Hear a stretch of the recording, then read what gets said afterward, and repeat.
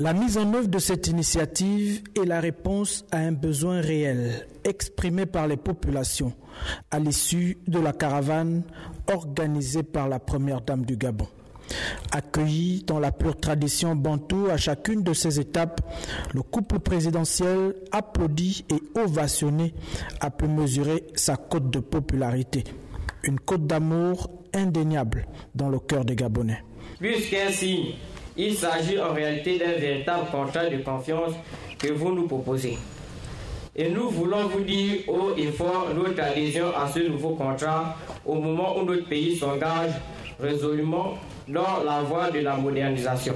Les femmes de Mounana sont d'autant plus honorées que vous êtes accompagnées de votre épouse, Madame Sylvia Bongo Ondimba, femme au grand cœur et qui ne ménage aucun effort en faveur des plus défavorisés. Les présents offerts aux populations constituent une réponse urgente aux besoins exprimés par les populations. Des questions de développement qui se posent parfois avec acuité dans le Gabon profond.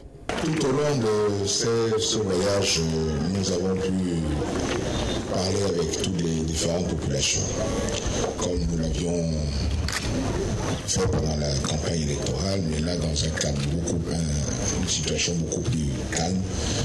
Le temps de traverser par la route, c'est de voir un certain nombre de choses, de voir plus de réalité, discuter directement avec les gens, parce que c'est en fait ça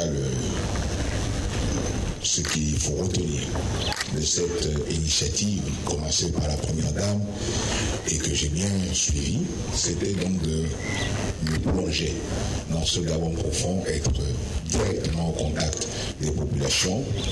C'est une expérience qui est peut-être certes éprouvante physiquement, mais que je vous garantis que nous allons continuer car elle est très enrichissante et il n'y a rien de mieux que de pouvoir me trouver au milieu de vous tous. L'acte 2 de cette caravane du Gabon profond s'achève sur une note visiblement optimiste pour les populations de l'arrière-pays. Une note d'espoir en l'avenir du Gabon